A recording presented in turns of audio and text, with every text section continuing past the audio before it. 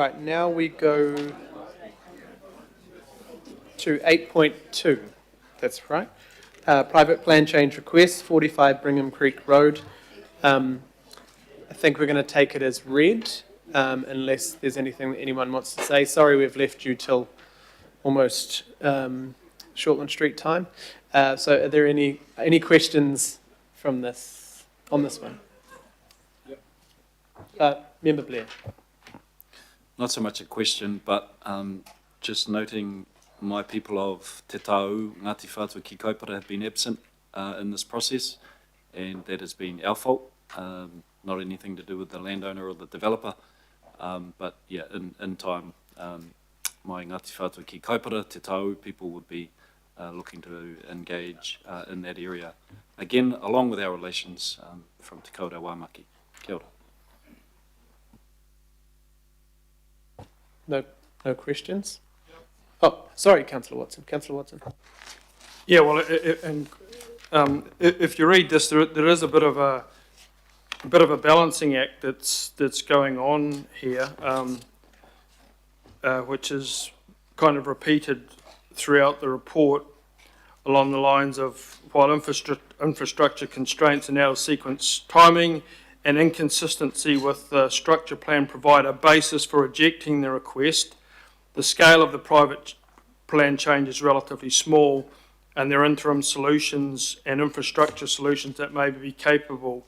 There seems to be a lot of ifs and ands in this. I look, Auckland Transport, while issues exist, they consider that these issues can potentially be resolved. Okay, they're not saying they're being resolved. Watercare continues to oppose the request. So just in that balancing up, the fact that it's a kind of what we think we call a small site, should the smallness or otherwise of the site be a factor in this? Shouldn't we be looking more closely at the identified reasons for acceptance or rejection? I'm just a bit uncomfortable with the fact that it's kind of, the issues are raised, they're not categorically addressed, and there's a notion, well, it's just a small site, so what the hell type of thing. So if I could have a response on that, I'd appreciate it. Thank you. Through the chair, yeah, there's certainly issues associated with this private plan change, and the applicant has provided a great deal of technical information, and what we've heard from all of our specialists is that those issues are best considered through a full merits assessment where there's a hearing and submissions, and both the council and any submitters can attend to those issues. One of the things that often happens is that in terms of these matters, it's best to go to a hearing where it's uncertain so that the commissioners can fully consider all matters and all evidence, if that helps. Okay, so thank you. Just a quick follow-up. I guess, this is basically 10 years outside of the time frame that was signalled in the structure plan. I guess from a lay person looking on, there's almost a notion if you've got the money to get all the reports and do all the investigations and process the plan change, you can get a result, whereas obviously any number of other landowners are not going to have that resource. So I'm thinking in terms of what do they frame it, of reputational risk or what is. Do you see any danger in that of other, because there have been other people around this area saying they want to develop their land and they've had to abide by the structure plan and everything. So I just put that to you, is there a risk there that people see the big players getting treated differently? Through the chair, if I may again, we've certainly seen large development companies bring forward private plan changes in Whenuapai. I think and they are often in advance of the future development strategy. And the thing about that is that the issues are such that the amount of money that they spend in terms of their specialist inputs is such that if you were a family owning a piece of land in Whanuapai, you probably don't have the financial wherewithal. Now, that is why we've only seen a few of private plan changes, whereas if this was fully rezoned, you would get site-specific subdivision applications similar to what's happening in Red Hills.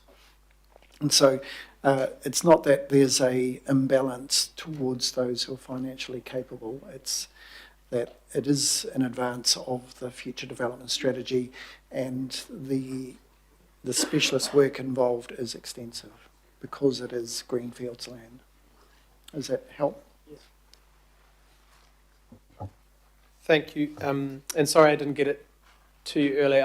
I'm happy to move this in Councillor Baker's second, but staff had prepared a what they normally do on something which on paper seems out of order, putting a submission on. Basically they have to deal with those infrastructure issues before they, our submission will say that. I think I asked a lot of questions about this too, but the difference is it could have been residential, but it's a supermarket for the residential that's already there essentially, slightly different than other we have, so that it just, that's our standard submission when we've got concerns around infrastructure. And that's the case, right? Sorry, I asked for advice, but I didn't get it back until today. That's our normal. John, Aaron, someone? That's correct, Chair. In situations like this, where things are out of sequence with the future development strategy, the committee normally makes a submission to keep that as a live issue. And more larger scale situations where the land is maybe not contiguous with existing development, where the infrastructure issues are more acute, the pressure on infrastructure will be greater than a supermarket, you have declined, and we have recommended in some situations to decline, but this one on balance, as you mentioned, Councillor Watson, we feel it's better to allow it to be tested fully through submissions and hearings, and this would allow a council submission to keep that issue of infrastructure alive. And sorry about that, I should have got that to you earlier, I just didn't have a chance, Councillor Watson. Any other questions? Right, anyone like to speak to this? All those in favour? Any opposed? Councillor Watson would like to abstain. And I'd abstain too. Oh, and Councillor Gillum as well.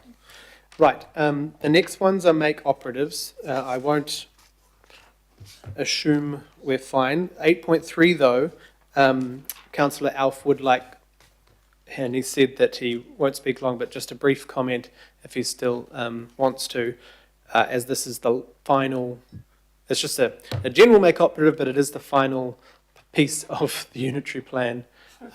Councillor Alf. Tēnā koe here, mana. And look, I just really wanted to speak to this because it's a longer journey than PC 78, PC 120. And very briefly, just want to acknowledge all the staff, councillors, haukura, who have been involved with the Auckland Unitary Plan, started with the Independent Hearings Panel and then the committee. But Chair, because of the time, I'm just going to leave it at that, acknowledge everybody. And hopefully if this goes through, it then becomes, the AUP then becomes operative in full. I just want to mihi to everybody, so kia ora. Kia ora. And I'm happy to second this one. Are there any other questions? All those in favour? Aye. Any opposed? No, perfect. 8.4, the Brightside Road, Gillies Ave one. Are there any questions?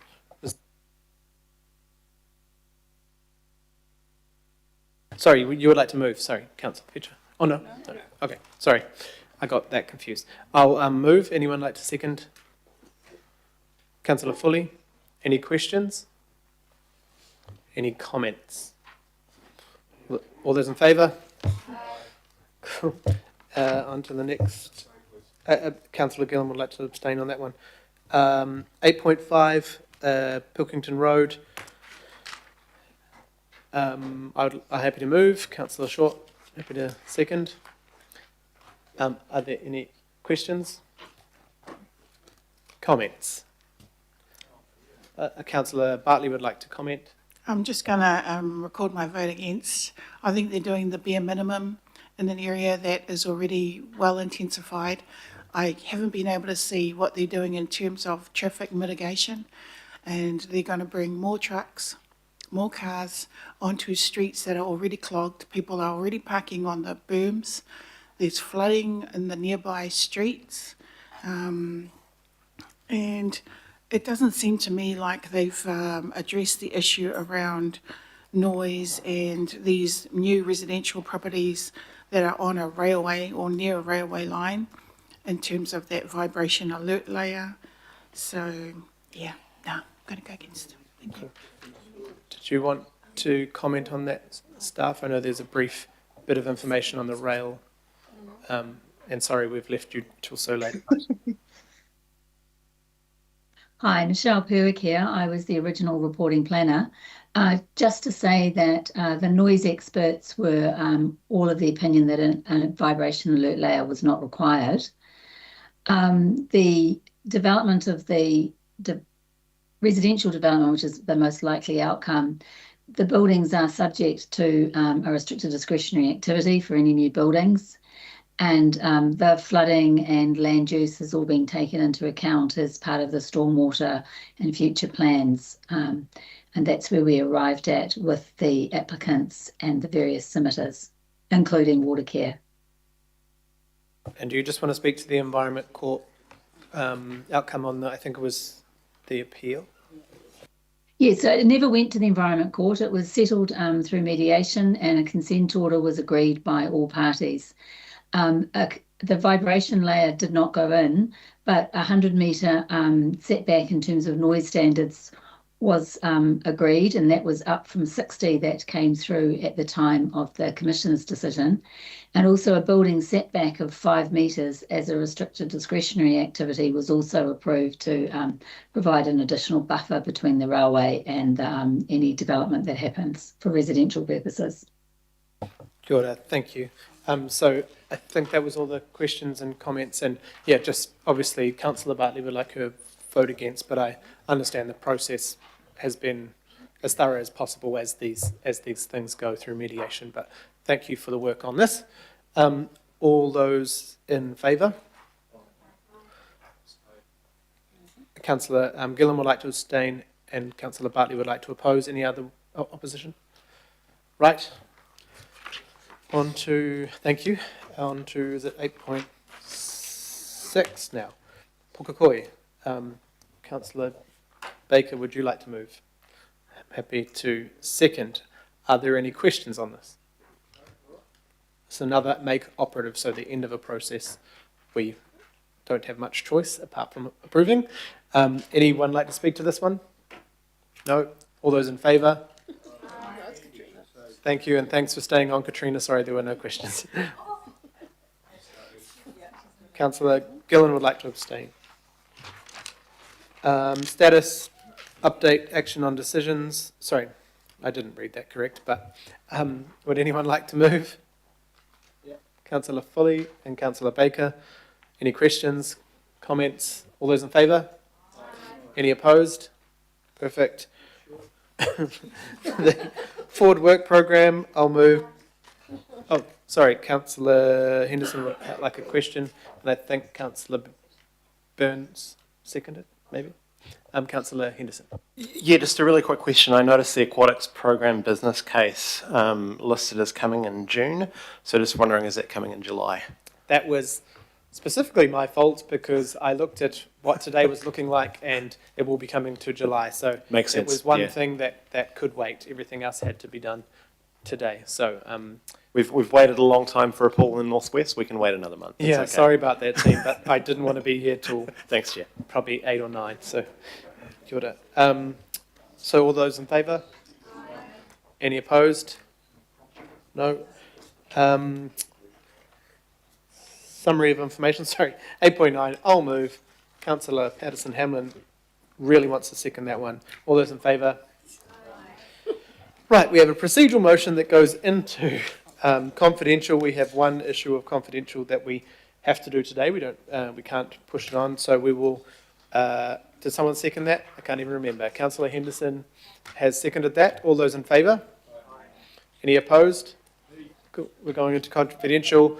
We will just give we have to have 5 minutes to get. Back on a different line.